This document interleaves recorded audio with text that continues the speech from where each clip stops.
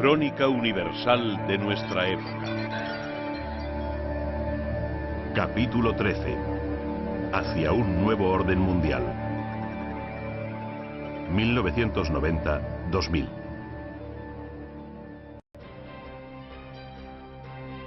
Nunca en un lapso tan corto de tiempo han sucedido tantas cosas. La historia no conoce un periodo de cambios tan profundos como la última década del siglo XX. El mundo dejó de parecerse a sí mismo.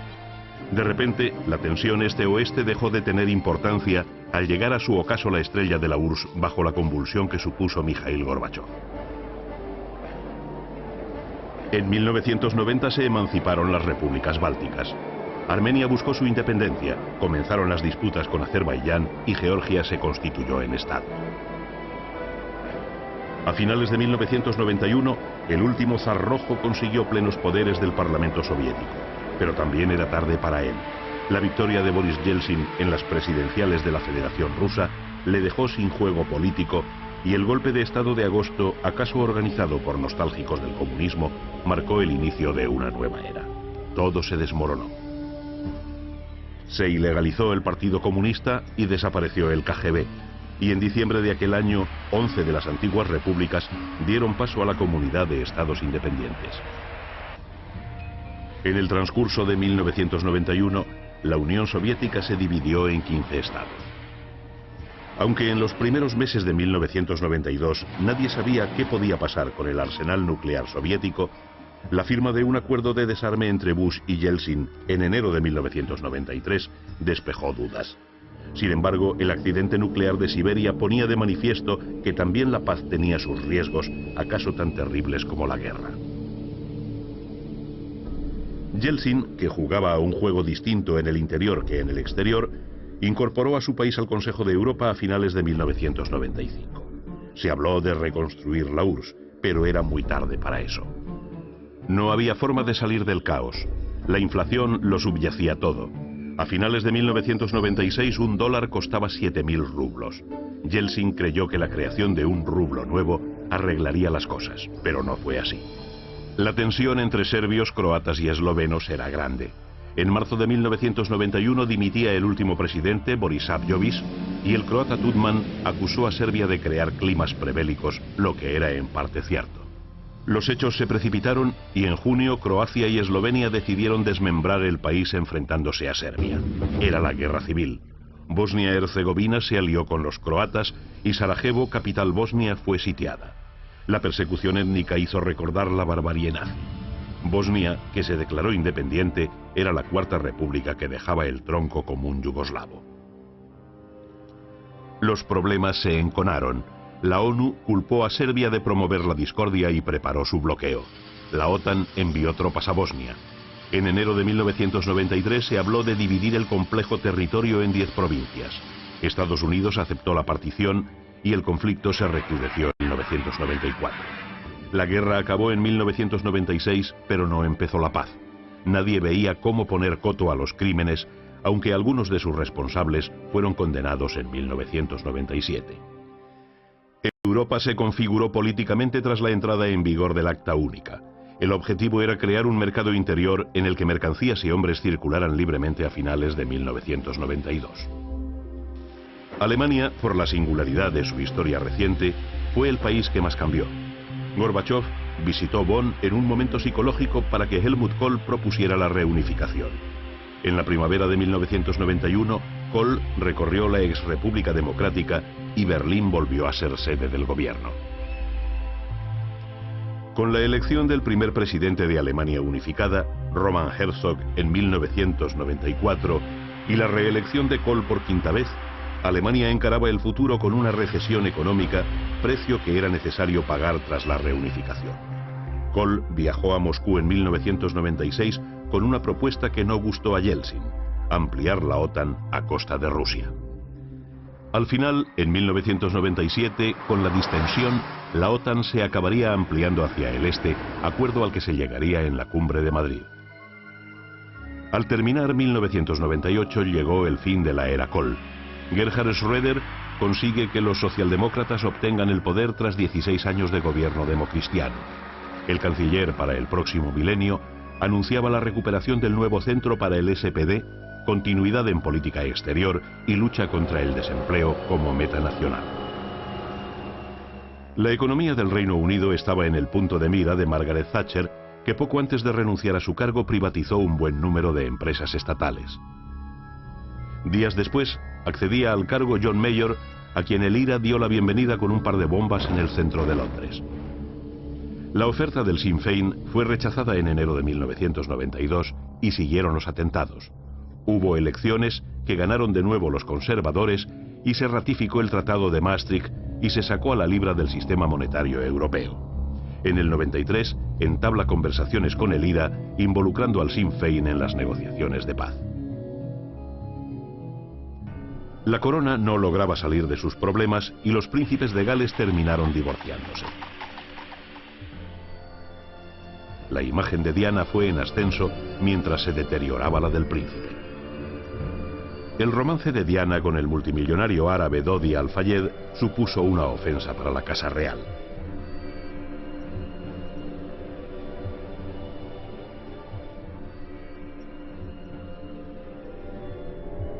En 1997, el accidente mortal de la exesposa del príncipe Carlos, envuelto en el misterio y la sospecha, conmovió al mundo, creando la leyenda de la princesa del pueblo.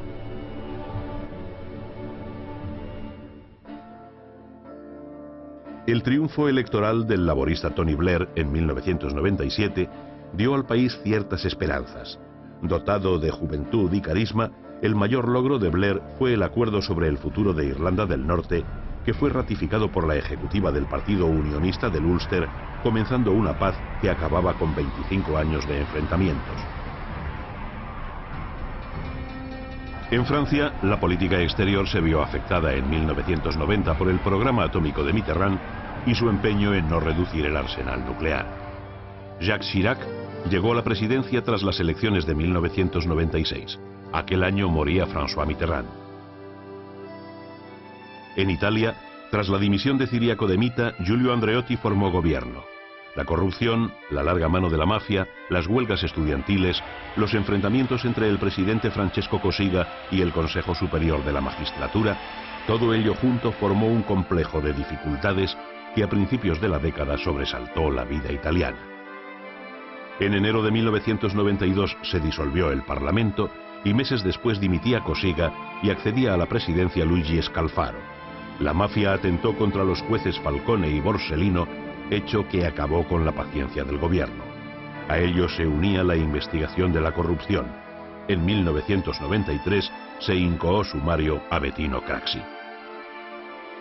El proceso a Andreotti por conexiones con la mafia conmovió la política. Meses después, las elecciones llevaron al poder a Silvio Berlusconi. En 1996 un conglomerado de izquierdas apartó a Berlusconi del poder.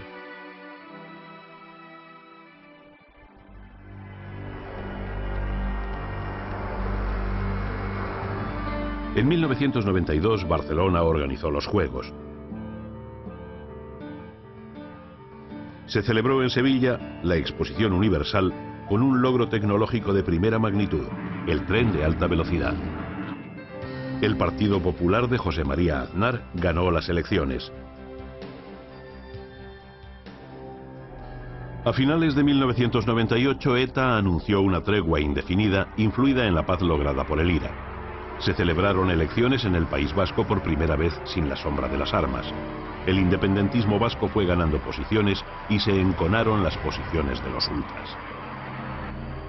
La década comenzó bajo el signo de la recesión y la conflictividad. En Estados Unidos, el descontento llevó a un clima de violencia que facilitó en 1992 la victoria de Bill Clinton. Nadie podía suponer la situación en la que se vería envuelto a finales de su mandato por sus contactos sexuales con la becaria Mónica Lewinsky. En Latinoamérica, la violencia, la guerrilla, la injusticia social y la corrupción marcaron la vida. Pero hubo progresos en el talante político del continente. Cuando en 1990 los sandinistas perdieron el poder en Nicaragua, Violeta Chamorro accedió a la presidencia sin traumas. Tampoco los hubo cuando la izquierda volvió a perder frente a Arnolfo Alemán. El descontento en Venezuela provoca en 1989 los graves incidentes conocidos como el Caracazo. El 4 de febrero de 1992, Hugo Chávez se levanta en armas sin conseguir hacerse con el gobierno. Rafael Caldera sustituyó al socialista Carlos Andrés Pérez, condenado por corrupción. En las elecciones de 1998 aparecía como clara favorita la ex Miss Universo, Irene Sáez, que perdió gran apoyo al unirse al COPEI, quedando como vencedor en las urnas Hugo Chávez, que paradójicamente conseguía la presidencia a través de las urnas en un ambiente de enrarecidas amenazas. Mikhail Gorbachev había recibido en 1990 el Nobel de la Paz, mientras que en 1992 le fue otorgado a la guatemalteca Rigoberta Menchú por su labor en favor de los derechos humanos de los indígenas. En El Salvador, Alfredo Cristiani llegó a un acuerdo con los guerrilleros tras 12 años de lucha. En Guatemala, Jorge Serrano pactó con la guerrilla en 1991 la solución a los problemas políticos sociales, un problema endémico que acabó en 1996 con 35 años de guerra civil. En Colombia se firmó la paz con el M-19, un remiendo en el tejido social y político roto por todas partes. En 1996, Ernesto Samper, acusado de financiar su campaña con dinero del narcotráfico, convocó un referéndum, pero el aire de sospecha se hizo cada vez más espeso. Alberto Fujimori dio un autogolpe en 1992 para hacer frente a la crisis peruana. Afrontó los problemas creados por Sendero Luminoso, cuyo líder fue detenido. Los tribunales de jueces sin rostro creaban el terror en el pueblo. Pese a todo, las urnas legitimaron su política. En Chile, Pinochet obtuvo el cargo a la medida de senador vitalicio, buscando inmunidad ante posibles represalias. En unas declaraciones confesaba que la historia demuestra que los dictadores nunca acaban bien. Su detención en Londres, a partir de una petición de extradición de un juez español que lo acusó de genocidio, terrorismo y torturas, provocó reacciones en todo el mundo. Margaret Thatcher hizo una enfervorizada y vergonzosa defensa pública del dictador. La Cámara de los Lores revocó su inmunidad amparándose en que la tortura no es una de las misiones de un jefe de Estado, demostrando al mundo que cada vez hay menos lugares seguros para los dictadores. En Argentina, Carlos Menem se mantuvo en el poder, aunque las municipales de 1997 dejaron claro el fin de la mayoría peronista. En 1999, las elecciones se celebrarán sin Menem como candidato. Si a comienzos del siglo la Revolución Mexicana de Zapata mostraba la disconformidad campesina con el gobierno, el siglo terminaba con un nuevo levantamiento. Ante la injusticia social que padecen los indígenas de Chiapas, surge el Ejército Zapatista EZLN. Su voz es la del subcomandante Marcos, un joven profesor universitario, único integrante no indígena del movimiento de liberación. El cerco de los militares es constante. Los grupos paramilitares armados siembran el terror en los poblados.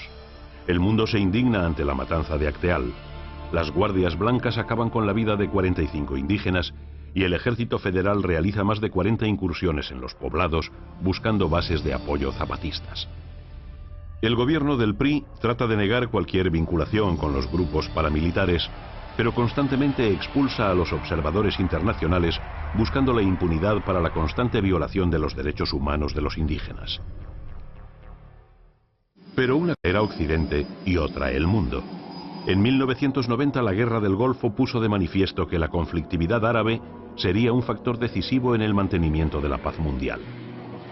A ello contribuían el creciente favor de que gozaba el integrismo y la defensa violenta que sus líderes hacían de los postulados religiosos. Clave para entender la preocupación mundial es el hecho de que en el subsuelo de la región yace una importante cuota del petróleo del mundo. Una de esas bolsas de petróleo es Kuwait, cuarto productor mundial y primero de Oriente Medio, y cuya independencia en 1961 nunca fue reconocida por Irak. En agosto de 1990, Saddam Hussein invadió el emirato y procedió a su saqueo y devastación, al bombardeo de infraestructuras y ejecución masiva de ciudadanos, violaciones y torturas. No era solo una aventura sangrienta, sino un desastre ecológico. Se vertieron al mar millones de barriles de crudo que causaron la mortandad de la fauna y flora marinas aniquilando el plancton del Golfo y se incendiaron cientos de pozos petrolíferos. De nada sirvió la mediación de la ONU y en enero de 1991 comenzó la guerra. 5 días después del bombardeo de Bagdad, se liberó Kuwait.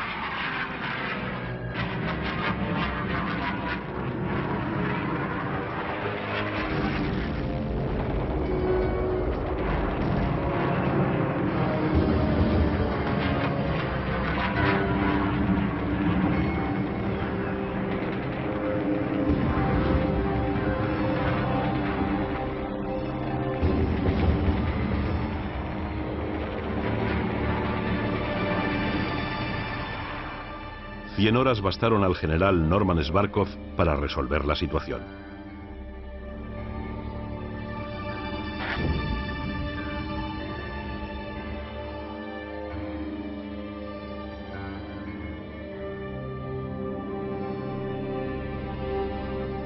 La locura de Saddam se saldó con 1 millón de muertos y la extensión del hambre entre los kurdos al norte, los chiitas del sur y la población en general.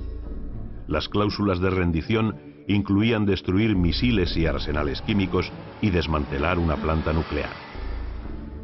No se perdonó actividad alguna fuera de lo pactado y cuando se produjo, como en junio de 1993, el presidente norteamericano Bill Clinton ordenó atacar con misiles. Un año después, Irak reconocía la soberanía de Kuwait, pero seguía fustigando a los kurdos en contra de lo dispuesto, lo que motivó nuevas intervenciones en 1996. Comenzó un peligroso juego iraquí, las expulsiones y constantes prohibiciones a los observadores de la ONU a realizar el control de armas químicas sobrellevaba la amenaza de otra guerra. Al finalizar el año 1998, norteamericanos y británicos llevaron a cabo la operación Zorro del Desierto, realizando un duro castigo contra Irak. El resto de los países estuvo en desacuerdo. Consideraban esta nueva guerra como una cortina de humo de Clinton para evitar su proceso de destitución a causa del caso Lewinsky. La Duma aprobó una resolución calificando los bárbaros ataques de terrorismo internacional y solicitando un inmediato incremento de los gastos de defensa rusos. En el complicado mosaico palestino-israelí, algo parecía moverse. Un año después de la Conferencia de Paz de Madrid, de octubre de 1991, el laborista Isaac Rabin ganó las elecciones. Judíos y palestinos llegaron a acuerdos que hicieron posible la creación en 1994 de un Estado autonómico palestino en Gaza, Cisjordania y Jericó. Pero el proceso sufrió un parón tras el asesinato de Rabin, que el revisionismo conservador de Benjamín Netanyahu tuvo dificultades para encauzar de nuevo. A finales del 98, tras los acuerdos de Maryland, se producía la retirada parcial del ejército israelí del norte de Cisjordania, con lo que comenzaba una nueva era para los palestinos. En Sudán, la hambruna provocada por la guerra hizo su aparición en 1993. Mientras en Eritrea seguía la guerrilla y se celebraban elecciones, en Somalia la contienda civil entre clanes daba lugar al caos. Ruanda y Burundi conocieron en 1993 un precario acuerdo que puso fin a las matanzas y a los terribles escuadrones de la muerte, pero meses después se recrudeció la lucha tribal. El gobierno Hutu huyó y los Tutsis entraron en Kigali. La desbandada Hutu, camino del Zaire, las matanzas y el hambre acabaron con miles de personas. 1 millón de desplazados deambularon entre Ruanda y Burundi, huida masiva que en 1996 obligó a países como Zaire a acoger a cientos de miles de refugiados. En Sudáfrica, la hora del monopolio blanco llegó a su fin. En 1990, Nelson Mandela abandonó la cárcel donde había permanecido durante 2 décadas. En enero de 1993 acabó el dominio blanco, pero no la violencia entre los partidarios de Buthelezi y Mandela, que tras las elecciones de 1994 se convirtió en el primer presidente negro del país. La muerte de Teresa de Calcuta conmovió al mundo. Es esa flor que a veces brota en medio del estercolero. La informática fue adueñándose de todo. La creación de los sistemas operativos como el Windows llevó a Bill Gates al éxito, propiciando enfrentamientos con el gobierno americano, receloso de tanta acumulación de poder. Especialmente cuando Gates comenzó acuerdos con el gobierno ruso para poner en órbita satélites de comunicaciones utilizando el antiguo arsenal soviético. La civilización del ocio, el descenso de la jornada laboral, ponen al hombre en el dilema de qué hacer con el tiempo. Y mientras se busca el dolce far niente, sube la conflictividad social a la sombra de la droga, el racismo y la xenofobia. El paro, la violencia urbana, la confrontación partidaria que sumen a la sociedad en el cansancio. A partir de 1996 se adivina cierta intención de volver a los viejos 60 y a los frenéticos 70. El aspecto externo, la apariencia de la mujer, tiende a la sobriedad. La reina de los 90 fue Claudia Schiffer. Su imagen de mujer perfecta llenó las pasarelas, la publicidad y el cine. Es la época de las top models, la sutil belleza australiana de Ellen MacPherson, la sensualidad de la argentina Valeria Mazza y la naturalidad de la española Judith Mascó. El cine americano era nuevamente la máquina de los sueños. Las apariciones de las estaciones gráficas de Silicon permitieron incorporar efectos especiales de un realismo como jamás se había imaginado. Michael Bay, que había obtenido un gran éxito con La Roca, se acercó a las tendencias catastrofistas de final de siglo con Armagedón, donde parecía inevitable la destrucción de la Tierra por un gigantesco meteorito. Las grandes estrellas de Hollywood se unieron para entrar en el negocio de los restaurantes. El Planet Hollywood se extendió por todo el mundo. La tecnología se unió cada vez más al cine y la búsqueda de nuevos sistemas de filmación y proyección llegaron a su cenit con los desarrollos IMAX en 3D, Omnimax o en alta definición. El director francés Jean-Jacques Hano, que había hecho películas magníficas como El oso, El nombre de la rosa o En busca del fuego, fue el director de la primera película argumental en 3 dimensiones, Las alas del coraje, historia basada en la vida del aviador y escritor Antoine de Saint-Exupéry. Uno de los mayores mitos de nuestra era volvió al cine de la mano de James Cameron. Titanic se convirtió en la película más nominada a los Oscars en toda la historia del cine. Celine Dion cantó el tema central, My Heart Will Go On, y la banda sonora obtuvo el Oscar a la mejor partitura. En medicina se habló de la píldora antiinfarto y de la Viagra, pero junto a estos logros vuelven las enfermedades de la pobreza. La Organización Mundial de la Salud registró 600.000 casos de peste bubónica, como si la Edad Media quisiera regresar. Y a todo ello, como remoquete dramático, el avance imparable del SIDA que diezma la población. En diciembre de 1993, el telescopio espacial Hubble tuvo que superar una miopía causada por la deformidad de su lente principal. Una vez corregida, envió imágenes del espacio abriendo perspectivas increíbles. Se descubrieron inmensas nubes de polvo que explicaban cuándo y cómo nació el universo. En 1994, un hombre batió el récord de permanencia en el espacio. El doctor Valery Polyakov estuvo 438 días en gravedad cero, efectuando estudios de medicina espacial en fisiología y psicología. La estación orbital Mir sufrió unos graves percances que hicieron temer por la vida de los cosmonautas. En el verano de 1997 se consiguió repararla para que continuara siendo la principal base extraterrestre. A finales del 98, el abuelo John Glenn, a sus 77 años, volvió al espacio a bordo del Discovery en una misión histórica que rememoraba las glorias espaciales de los 60 y volvía a potenciar el programa espacial. Paso a paso, el hombre iba conquistando el espacio con la esperanza de alcanzar nuevos mundos y hacerlos habitables. El siglo que empieza augura grandes logros.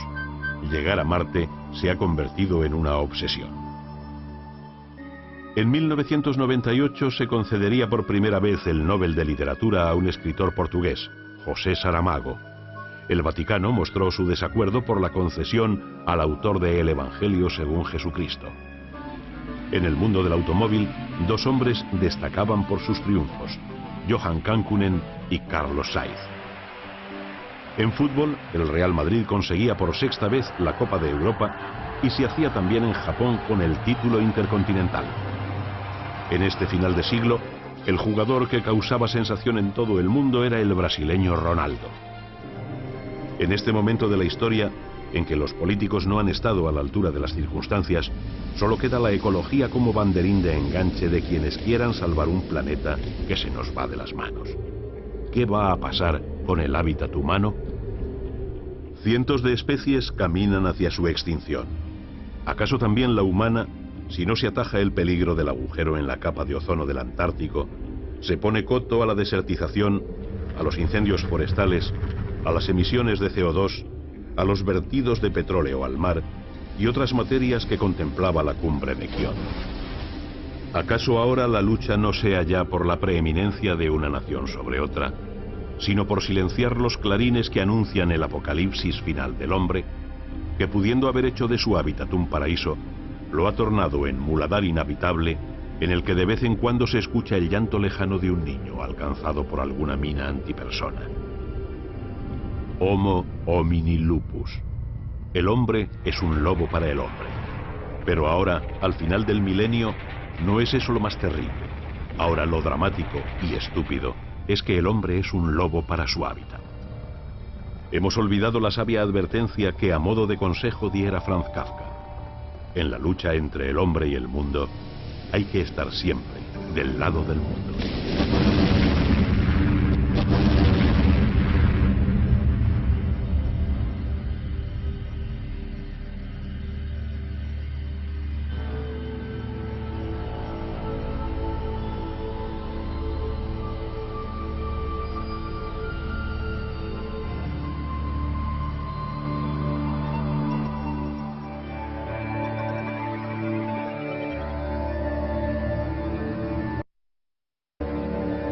El final del siglo XX y primeros años del siglo XXI.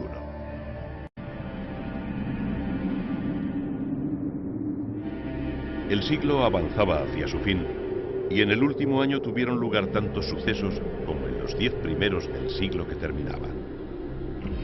Nada se subtrae a la vorágine de los acontecimientos, como si se anduviera ansioso por dar carpetazo a 100 años tumultuosos y aciagos.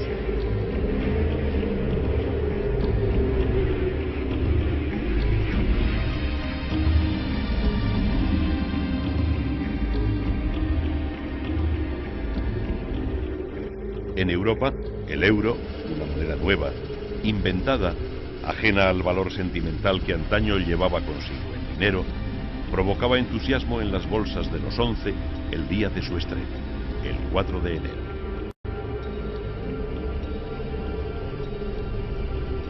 Nadie pensaba todavía que Europa se vería envuelta en una guerra intestina, y lo hizo en marzo de 1999.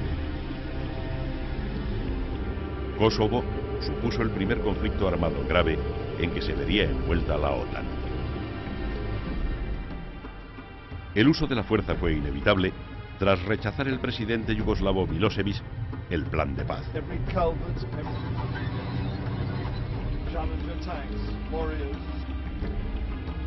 Los bombardeos destruyeron la infraestructura industrial y se cebaron en Belgrado, donde el incidente de la embajada china, alcanzada por las bombas, exacerbó sus diferencias con Occidente.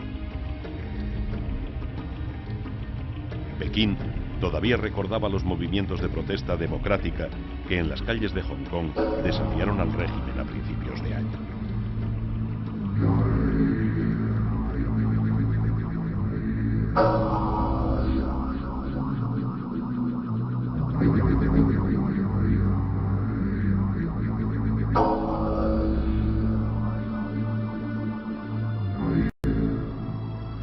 Rusia protagonizó un cambio radical.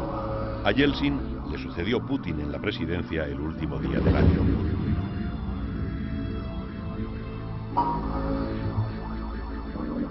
Pero Rusia no estaba para aventuras externas, teniendo el conflicto en casa. El problema checheno se percibe como una cadena de matanzas a la par que los separatistas islámicos ofrecen en Grozny feroz resistencia.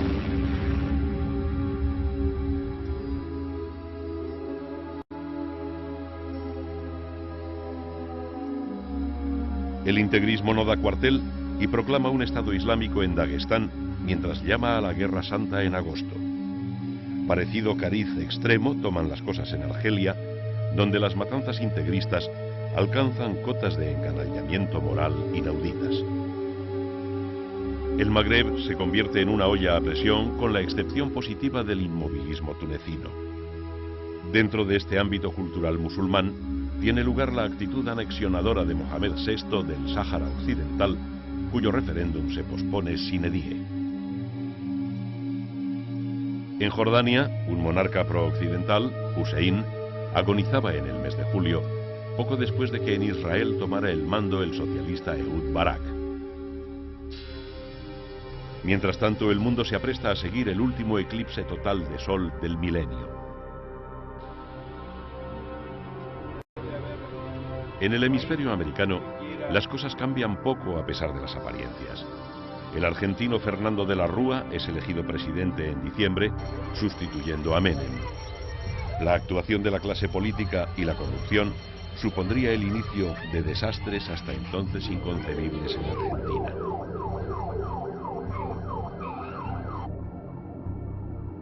En Colombia continúa el desorden. Andrés Pastrana no consigue nada de su entrevista en la selva con el cabecilla terrorista, aunque acuerdan conversaciones de paz. También Chile cambiará de gobierno. Lagos asume el poder en plena convulsión política por el caso Pinochet.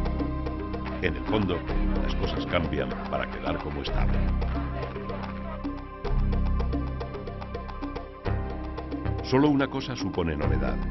El 14 de diciembre, Estados Unidos entrega el Canal de Panamá tras 85 años de dominio de la zona.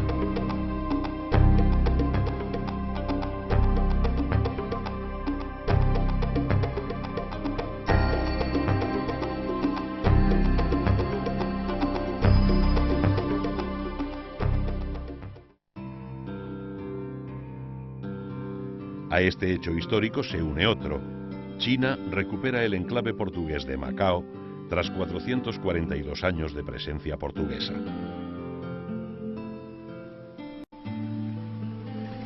El siglo, según unos, o el año, según otros, se va con olor a catástrofe ecológica. En diciembre, naufraga en las costas de Bretaña un petrolero con 30.000 toneladas de crudo y hacia finales otro petrolero se parte en dos frente a la ciudad de Estambul. A finales del 2002, el hundimiento del Prestige crea un nuevo desastre ecológico, mostrando nuevamente que solo el hombre es capaz de destruir el mundo en que habita.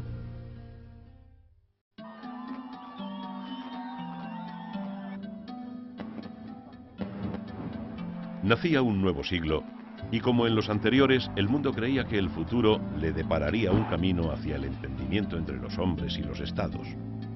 Nada más lejos de la realidad. Si el siglo XX había sido el siglo de las masas, el siglo del pueblo, el amanecer del siglo XXI revelaría que este iba a ser el siglo de los enfrentamientos religiosos. Desde los primeros meses del nuevo milenio, el cariz fue tornándose amenazador y los más oscuros presagios fueron convirtiéndose en realidad cotidiana. En Oriente Próximo, la paz que parecía deducirse de los acuerdos de White Plantation, que con dificultad logró el presidente Bill Clinton, se ve comprometida al suspender su aplicación el primer ministro israelí Netanyahu, que convoca elecciones.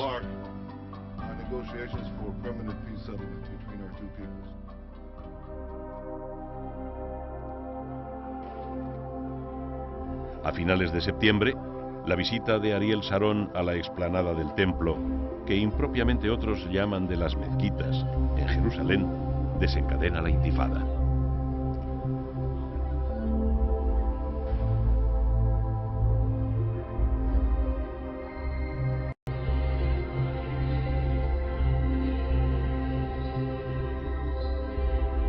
El hundimiento del submarino nuclear Kursk en el mar de Barents supone un tremendo mazazo al prestigio ruso. Las cosas no estuvieron claras y se barajaron todas las hipótesis. Más tarde se sabría que la causa del desastre fue el estallido en su interior de varios torpedos.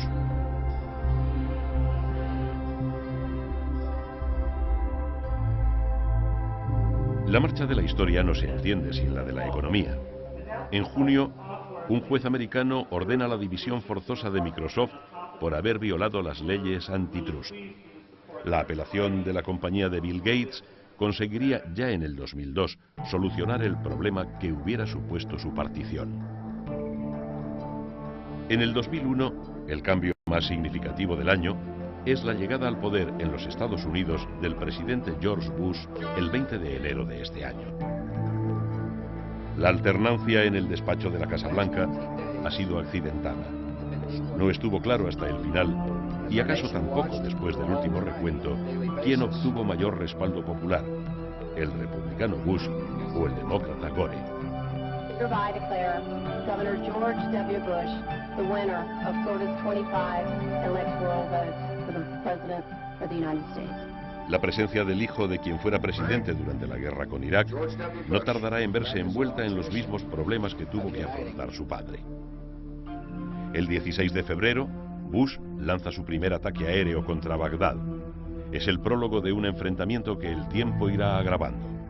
La sospecha, la casi seguridad de que el dictador iraquí posee armas de destrucción masiva, incluido el armamento químico y biológico, se hacen cada vez más patentes.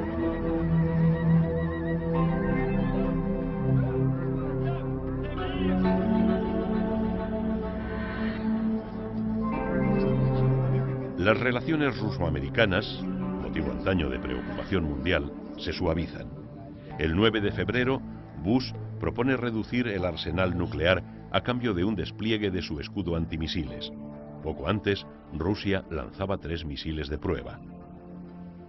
En julio, los Estados Unidos prueban con éxito un sistema defensivo relacionado con la ya vieja teoría de la guerra de las galaxias.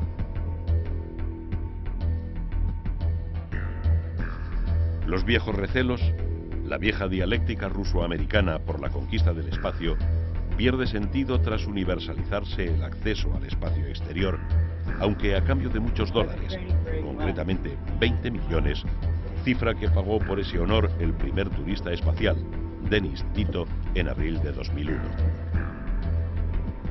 En los aspectos científicos, el 12 de febrero supondría una fecha clave para la historia de los grandes logros. Ese día se presenta para todo el mundo el genoma humano. In medical science, whose implications far surpass even the discovery. A estos avances se contrapone el negativo sangriento, el retroceso bárbaro que supone el integrismo fanático. En Afganistán, el régimen tiránico de los talibanes destruye en febrero las estatuas religiosas que representan los budas gigantes de Bamiyan ante el clamor y la protesta del mundo civilizado. El problema islámico se recrudece.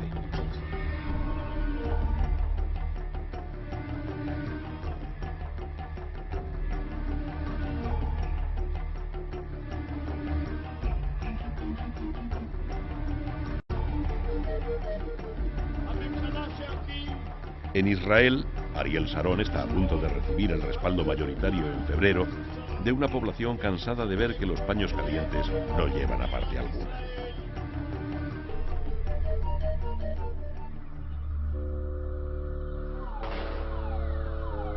La situación se endurece y entre Arafat y el gobierno israelí hay cada vez menos cauces de entendimiento ante la arremetida del terrorismo palestino indiscriminado.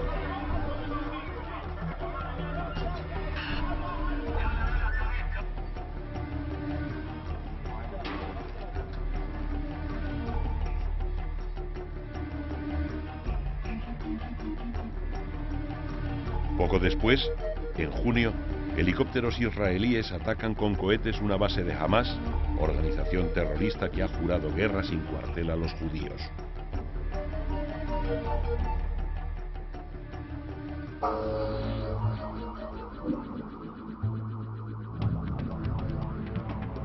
En lo militar, la crisis terrible a que había dado lugar la actuación criminal del presidente yugoslavo se substancia a finales de marzo con el arresto de Milosevic, que es entregado meses después por las autoridades al Tribunal Penal de La Haya, que habría de juzgar los crímenes de guerra perpetrados en Kosovo. Pero los grandes acontecimientos estaban por llegar. La erupción del Etna en Italia el 23 de julio no iba a ser comparable con la erupción del sentimiento antiterrorista tras los terribles atentados del 11 de septiembre por la banda que controla Bin Laden. Sus fanáticos asesinos desvían aviones comerciales norteamericanos y los estrellan contra sus objetivos, las Torres Gemelas neoyorquinas y un edificio del Pentágono.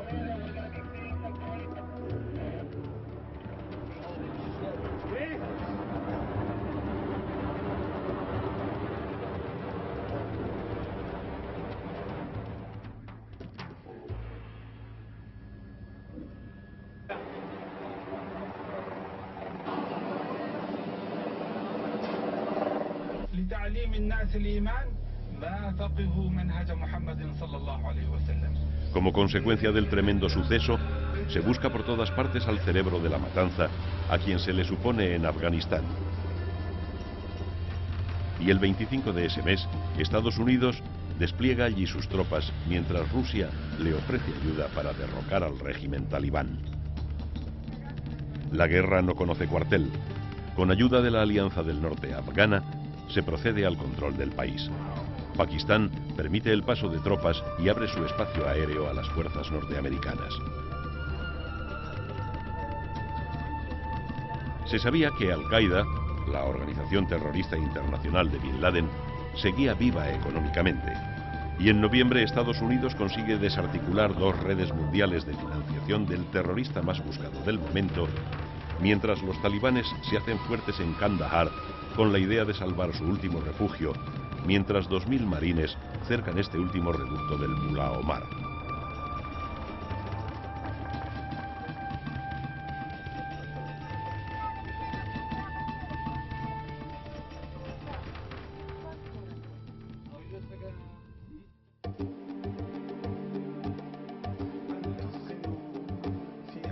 El 6 de diciembre los talibanes se rinden, pero el Mullah Omar y Bin Laden consiguen huir y días después es nombrado presidente del país Hamid Karzai.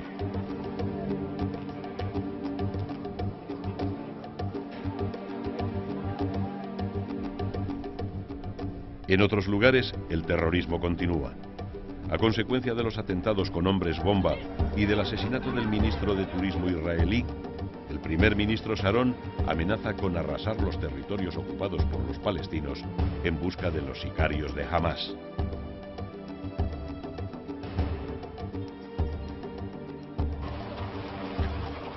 En Jerusalén, el 1 de diciembre fue trágico.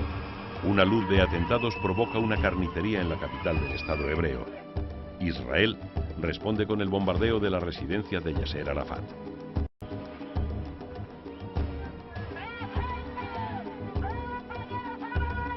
La situación argentina se acerca a su peor momento. Se deja entrever la posibilidad de una suspensión de pagos. Los acontecimientos se precipitan y en diciembre el gobierno de la nación declara el estado de sitio para hacer frente a la violencia callejera. Dimite el presidente de la Rúa y los peronistas, dueños de la situación, a pesar de haber perdido las últimas elecciones de forma clara, llevan a la presidencia a uno de sus hombres, Rodríguez Saá, presidencia acaso la más efímera de la historia del país, ya que Saá se ve obligado a dimitir 10 días después en medio de una terrible crisis bancaria. Se ponía de manifiesto la gran verdad que encierra aquella frase de Gastón de Levi, que a finales del 18 aseguraba: los grandes estados pueden soportar grandes abusos, pero son los grandes errores los que los hacen perecer o caer. En septiembre del 2002, la Cumbre de la Tierra en la sudafricana Johannesburgo finaliza como siempre en desavenencias salpicadas de buenas intenciones. And freedom will be defended. I want to reassure the American people that the full resources. Solo días antes, en agosto, el presidente norteamericano George Bush proponía la tala de árboles para afrontar los incendios forestales.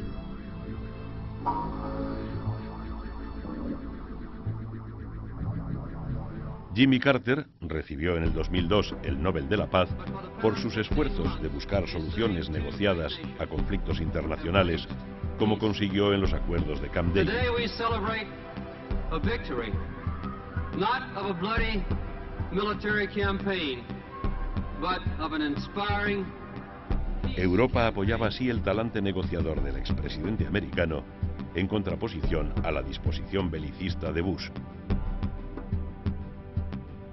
El presidente americano mantiene su particular cruzada contra el eje del mal. Saddam Hussein no tiene otra salida sino la de dar el visto bueno a la vuelta de las inspecciones de la ONU.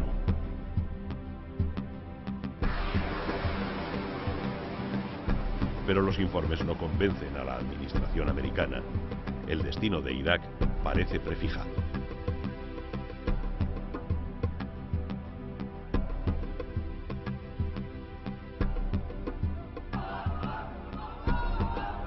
En Oriente Próximo, lejos de perfilarse una solución a los graves problemas, estos se acentúan. La toma de la Basílica de la Natividad en Belén por terroristas palestinos pone de manifiesto la escalada de la tensión.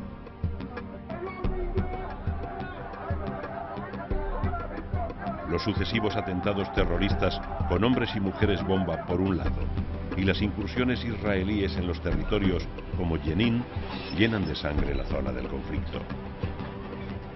La ONU exige a Israel la retirada a principios de agosto, retirada que lejos de producirse se convertirá en un incremento de tropas israelíes al servicio de su autodefensa.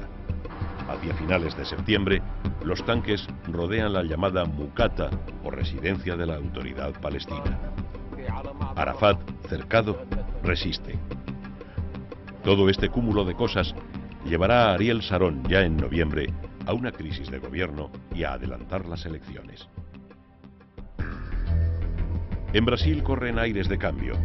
El 3 de octubre, el candidato de la izquierda, Lula da Silva, gana las elecciones tras convencer a los votantes de que Brasil necesita una nueva experiencia. Mientras, en Argentina se agudiza la situación social y se da la paradoja de que en el granero y despensa de América, las masas famélicas asaltan los supermercados y los niños mueren de hambre. En Venezuela el clima se enrarece cada día más. Chávez, que sale victorioso de un golpe de Estado, debe enfrentarse a una huelga general indefinida mientras crecen los disturbios. Siempre estaré con ustedes.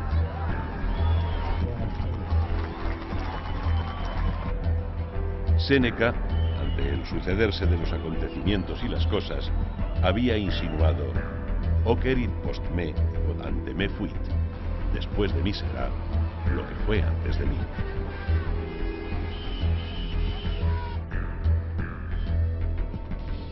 Frase en la que se presiente la convicción de que las cosas no cambian, no porque sea imposible que lo hagan, sino porque el hombre tiende a repetir éxitos y errores.